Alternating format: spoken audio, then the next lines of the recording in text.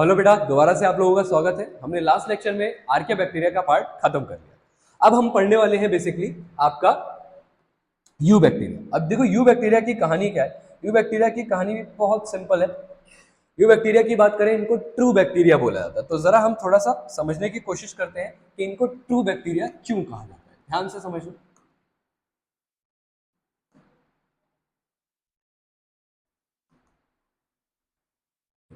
अब इनको true bacteria क्यों कहा जाता है, ध्यान से समझो।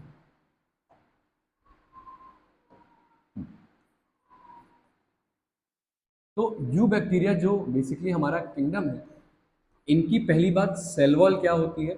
सेल वॉल कॉम्पोजिशन फिक्स क्या किससे बनी होती है जी, हमने याद करो अभी जिक्र किया था एक कंपाउंड का, पेप्टाइडोग्लाइकन।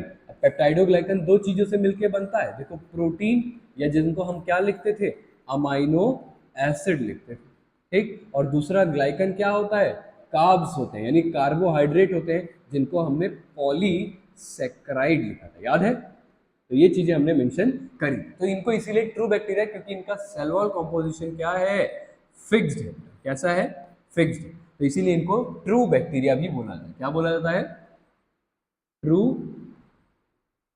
बैक्टीरिया बोला जाता है। चलो जी, नाउ नेक्स्ट बात करते हैं।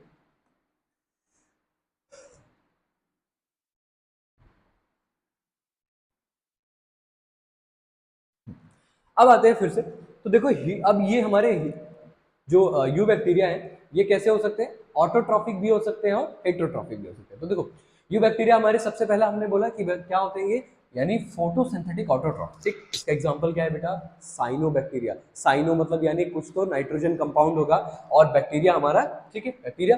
तो they are the chlorophyll is similar to that of green plant. तो इनके पास क्या होता है, क्लोरोफिल। अब देखो यहां पर इन्होंने ये तो जिक्र कर लिया, एनसीईआरटी ये कहती है कि भाई इनके पास क्लोरोफिल है, लेकिन ये नहीं बताती है कि क्लोरोफिल कहां है। देखो नीट 2019 में क्वेश्चन आया, एक क्वेश्चन आता है कि भैया इनके पास क्लोरोफिल कहां प्रेजेंट होती है, कोई जगह है। तो उस जगह का नाम क्या था, क्रोमोफोर था। क्या था कि क्रोमोफोर इनके पास एक साइट होती है जिसके अंदर क्लोरोफिल ए पाया जाता है, ठीक। नाउ साइनोबैक्टीरिया के एक और नाम बोला जाता है, इनको ब्लू ग्रीन एल्गी बोला जाता है, क्योंकि कैसे दिखाई देते हैं, आपके एनसीईआरटी में देखो ब्लू ग्रीन कलर का डायग्राम बना रखा है, ध्यान से देखना, ठीक है। और एनसीईआरटी लेके बैठा करो पढ़ते वक्त, ठीक। तो साइनोबैक्टीरिया की बात करते हैं, ब्लू ग्रीन एल्गी बोला जाता है। यूनिसेलुलर होते हैं, कैसे होते हैं, एक सेल के। कॉलोनियल मतलब कॉलोनीज में रहते हैं। फिलामेंटस यानी इस फिलामेंट की फॉर्म में हो सकते हैं, ठीक है। उसके बाद बात करते हैं कि the colonies are generally surrounded by gelatinous sheet. अगर आप ध्यान से देख पा रहे हो तो इसके पास ये जिलेटिन कलर की, यानी जिलेटिन क्या, जैसे आपका क्या होता है, जेल होता है, तो ठीक है। तो जेल जैसी क्या होती है, इनके पास ये कोटिंग होती है, जिसको हम जिलेटिनस शीट कहते हैं। अच्छा, दूसरी बात क्या बोलता है कि उसके बाद फिलामेंटस, अच्छा एक और बात, फिलामेंटस के साथ साथ बेटा क्या होते हैं, मराइन और टेरेस्ट्रियल होते हैं, मतलब खारे पानी में भी पाए जाएंगे और कहाँ पाए जाएंगे, जमीन पे भी पाए जाएंगे। उसके बाद जिलेटिनस शीट हमने बोला कि भैया जो जेल जैसा दिखे। ना they often form Bloom in the polluted water. Bloom देखा, ब्लूम का क्या मतलब, एल्गल ब्लूम बोलते हैं। ब्लूम का मतलब होता है जैसे फ्लावर खिलता है, एक बारी में हमें बहुत सारे फ्लावर्स दिखाई देते हैं, तो ऐसे ही बेटा अगर हमारे एल्गी बहुत ज्यादा पानी के अंदर बढ़ जाएंगे, that is called algal bloom. तो cyanobacteria generally algal bloom cause करते हैं पॉल्यूटेड वाटर के अंदर। याद रखना, पॉल्यूटेड वाटर के अंदर एल्गल ब्लूम का चांसेस क्या होता है, सबसे हाई होता है, ठीक। Some of the fix atmospheric nitrogen, बहुत बहुत इंपॉर्टेंट, ये क्या करता है, हवा की नाइट्रोजन को कहां मिलाने का काम, सॉइल में मिलाने का काम कौन करता है, हमारा साइनो बैक्टीरिया। कौन करता है बेटा, साइनोबैक्टीरिया। इसके बाद बात करते हैं ये कैसे कर पाता है। अगर कोई काम कोई चीज कर रहा है तो यानी उसके पास कोई ना कोई ऐसा स्पेशलाइज स्ट्रक्चर है जो नाइट्रोजन फिक्सेशन करता होगा। तो इनके पास क्या होता है, हेट्रोसिस्ट होता है। आपके एनसीईआरटी में अगर ध्यान से देखना तो ये जो एनेबिना दिया हुआ है, इसमें ये वाला पोर्शन जो दिया हुआ है वो आपका हेट्रोसिस्ट डिनोट किया गया है, ठीक है। तो ध्यान से देखना, वो नाइट्रोजन फिक्सेशन करता है। अब एनसीईआरटी वाले आपको कितना एग्जांपल देते हैं, आपको एक देते हैं नॉस्टॉक और दूसरा देते हैं एनेबिना, लेकिन यहां बात खत्म नहीं होती है। 12th क्लास में साइनोबैक्टीरिया के दो और एग्जांपल दे रखे हैं। तो देखो एनेबिना, एनेबिना सॉरी एक और एग्जांपल दे रखा है, ये नॉस्टॉक है, ये एनेबिना, ठीक है, दोनों ही इसके स्ट्रक्चर दिखा रखा है। लास्ट हमारा आता है ऑसिलिटोरिया, वेरी वेरी इंपॉर्टेंट, ये हमें कहां दिया हुआ है, 12th क्लास 9th चैप्टर में दिया हुआ है। लेकिन नीट में पूछ लेता है कि भैया cyano which one of the following example of आपका साइनोबैक्टीरिया। आपको ये दोनों एग्जांपल नहीं दिखते तो आप किसी और पे टिक कर देते हो, अपने 4 नंबर गवा देते हो। लेकिन आपको किस पे टिक करना है, अब ऑसिलेटोरिया पे टिक करना है। ठीक है जी, यहां तक तो समझ में आ गया भैया। अगली बात करते हैं, अब ये तो हमारा फोटोसिंथेटिक बैक्टीरिया था। अब जरा देखते हैं क्या कीमोसिंथेटिक।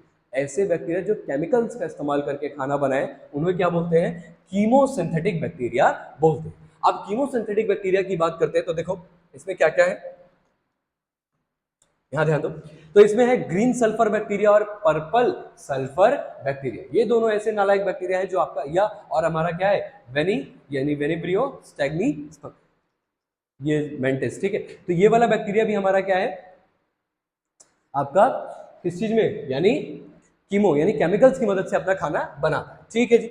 दे ऑक्सीडाइज इनऑर्गेनिक सब्सटेंस जैसे कि नाइट्रेट, नाइट्राइट, अमोनिया। देखो बहुत दुख की बात कहना पड़ रहा है, प्लांट फिजियोलॉजी में एक चैप्टर हुआ करता था जिसमें नाइट्रोजन फिक्सेशन के बारे में बताया गया था, नाइट्रोजन साइकिल का जिक्र किया था। उसमें नाइट्रेट से नाइट्राइट कौन कौन से बैक्टीरिया बताते थे, वो नाइट्रोसोमोनास, एसिटोबैक्टर, ठीक है, तो उन सभी का जिक्र था। बट अफसोस की बात है अब आपके सिलेबस से वो डिलीट हो चुका है, तो आप लोगों को उसके बारे में पता नहीं चलेगा। And the use of release energy from ATP, इन सब केमिकल कंपाउंड का इस्तेमाल करके एटीपी बनाते थे अपने लिए। ठीक है जी। They help in the recycling of nutrient like nitrogen, phosphorus, iron और सल्फर। सल्फर का आप लोग एग्जांपल देख सकते हो। ठीक है, जैसा कि हमारा ये ग्रीन सल्फर और पर्पल सल्फर का एग्जांपल दे रखा है। ठीक, कोई दिक्कत? अच्छा, नाउ अगला आता है, ये तो हमारे हो गए कीमोसिंथेटिक बैक्टीरिया।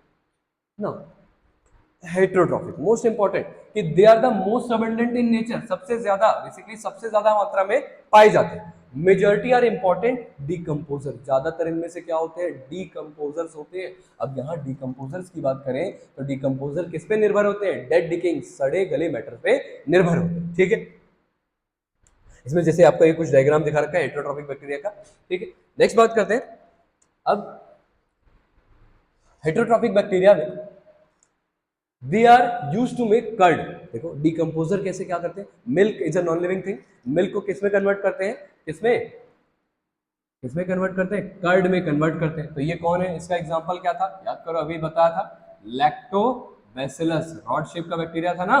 ठीक, कभी दही को अगर मौका मिले तो कभी दही को अपने स्कूल में माइक्रोस्कोप के अंदर देखना तो आपको दिखाई देगा बैक्टीरिया उसमें क्या कर रहे हैं, ट्रैवल कर रहे हैं।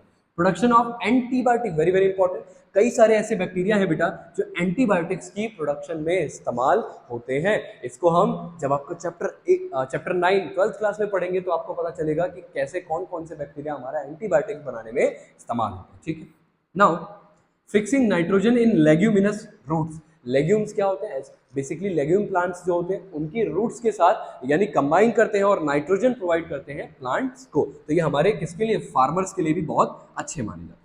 आगे बात करते हैं, सम आर पैथोजन। अब देखो कुछ बीमारी, देखो अगर कोई चीज अच्छी है तो कोई उसकी बुराई भी जरूर होती है। तो बुराई क्या है, तो इनमें से कुछ बीमारी कॉज करते हैं जैसा कि कोलेरा, टाइफाइड, टेटनस और citrus canker. Very very important, ये जो 3 नालायक ये हैं बेटा, ये तीनों आपके क्या है, एनिमल डिजीज है। बट जो बेटा ये चौथा है ये प्लांट डिजीज है, ये बात को याद रखना, सिट्रस कैंकर। ठीक है, क्वेश्चन पूछता है विच one of the following is plant यानी बैक्टीरियल प्लांट डिजीज, तो आपको सिट्रस कैंकर पे क्या करना है, टिक करना है और नंबर ले लेना है। ठीक है, अगली बात करते हैं कि मोड ऑफ रिप्रोडक्शन क्या है इनके अंदर। देखो बहुत सिंपल मोड ऑफ रिप्रोडक्शन है। देखो क्या है, बैक्टीरिया आपस में क्या कर रहे हैं, फ्यूज कर रहे हैं, दोनों आपस में क्या कर रहे हैं, फ्यूज। यानी अब देखो 2 जिस्म थे, अब क्या बन रहे हैं, अब एक जान, जब फ्यूज हो जाएंगे तो क्या एक ही सेल बन जाएगा, दैट इज कॉल्ड एक जान बन जाएगी। ठीक है, तो बैक्टीरिया रिप्रोड्यूस मेनली फिजन, यानी एसेक्सुअल रिप्रोडक्शन इनके अंदर कैसे होता है बेटा,